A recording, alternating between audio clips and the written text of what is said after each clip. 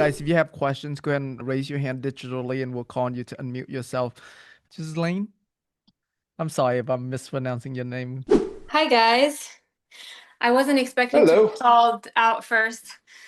Thank you for this call. I literally just looked at your program, Tim, and I'm actually trying to join the whole program. So, the reason why, what I'm interested in knowing is my partner is a developer in Charlotte, North Carolina. So he has been developing for a little over 30 years. So he's very established. He's in the luxury custom home build, so 1.5 million plus. And the reason why I got into this capital raising is because so we're together relationship wise, but then I just joined the business. I'm like, all right, let's just get into social media, because everything he has been doing is word of mouth and he's pretty successful. So now what's happening is that he has around 80 million that is under contract. So the lands are tied up and we want to take this whole thing to the whole other level, and obviously we need capital, so we need to figure out learn how to raise the money, how to help him, how to do all this, and I'm really excited about it.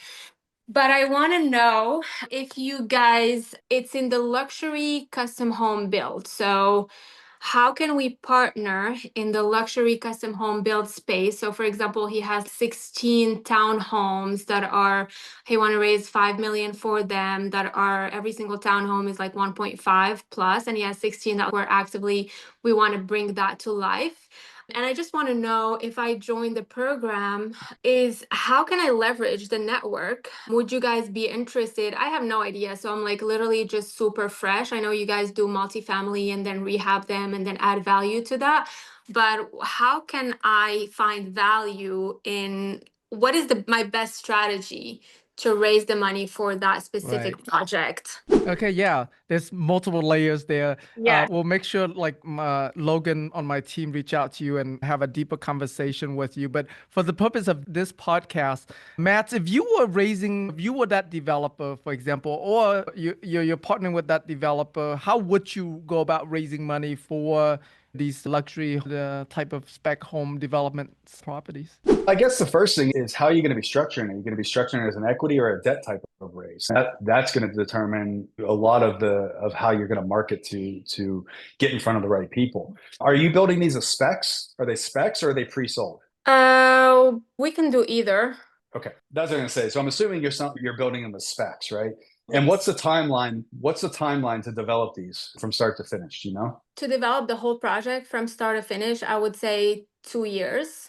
Okay, so it's going to be a shorter term type of opportunity for most investors, which actually right now could be a big benefit to you, because what we're seeing, and Tim can chime in too, maybe sees something different, but we see investors right now, especially in the current market environment, looking for a shorter term investment. People aren't wanting to lock up their liquidity for 5, 7, 10 years right now, because they're unsure with what's going to happen with the tariffs, with the stock market, with interest rates, stuff like that, right? And so what we see is people looking for a shorter term investment, which plays to exactly what you're doing, right? And that's a good thing.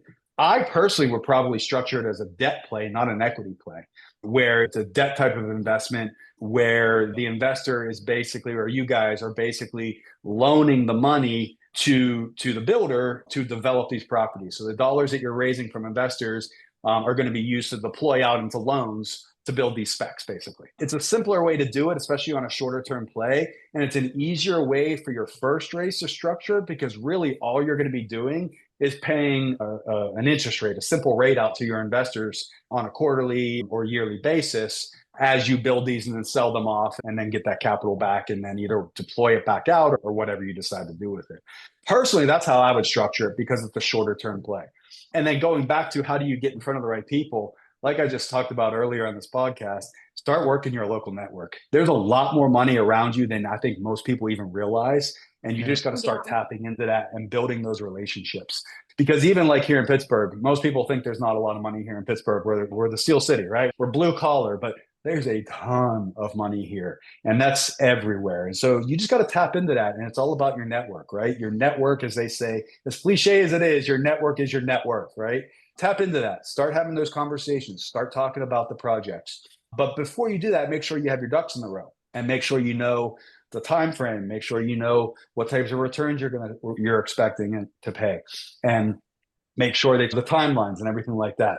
And do you happen to know how he has been raising money for his projects previously?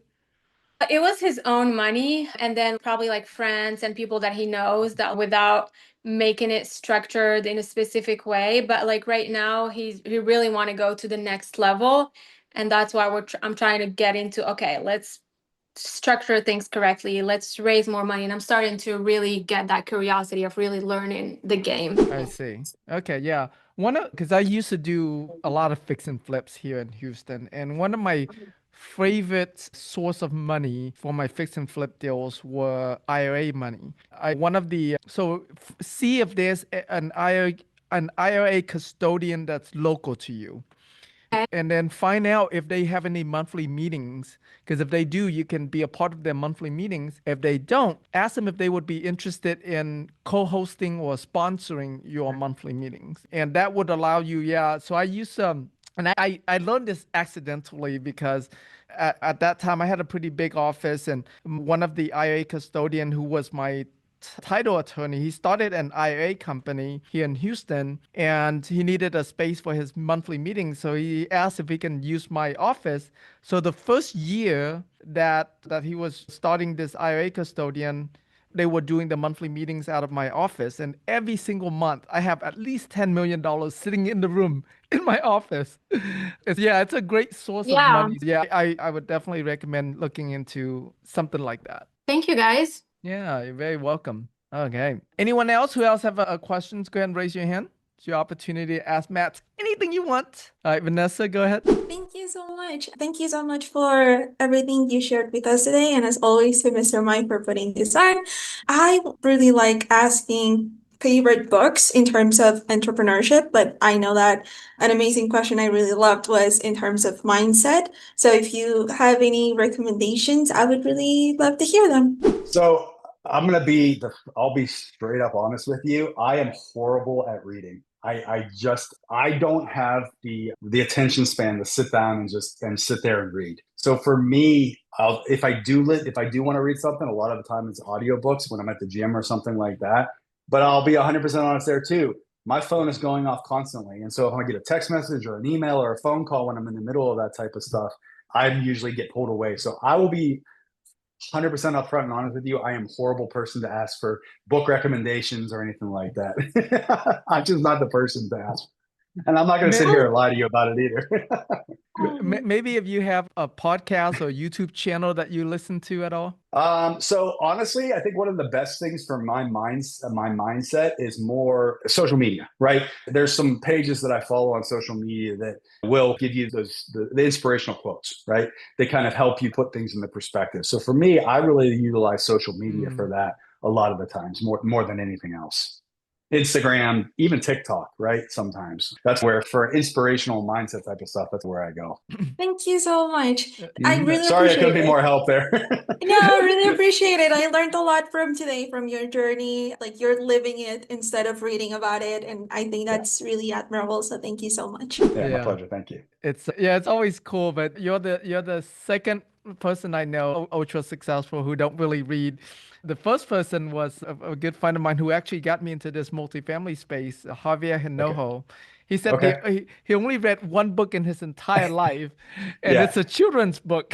I think I could always go back to one of the staples in this industry. And if you're in this industry, you've probably read it as well. It's that Think and Grow Rich. It's like one of the staples, but I don't even know how long. It's probably been 15 years since I've read that book. Yeah, I'm just not the person that does that. Yeah, you're obviously like super active out there just doing it and learning it as you're implementing. So that's, kudos to you and your success. Thank you. Yeah, I don't see any more questions. Let's everybody turn on your camera. Let's take a group picture real quick. And then how are you doing on time, Matt? Are you going to be able to join us in any of the breakout sessions or do you have to go? I actually have a 4 o'clock Zoom. I'm gonna have to hop on right after we hop Okay. off here. So next time, Gotcha. I'll make sure I'm on the next call, and I'll make sure that I can hop into some breakout Perfect. Yeah, sessions. we'll let you go. Yeah, we'll let you go as soon as we're done with our group picture here. Everyone get your camera on. Yes. So we flex on this show, Matt. For our We're group picture. flexing. Yes. Okay. You guys I can ready? take my jacket off then. Get ready? 3, 2, 1. Yay.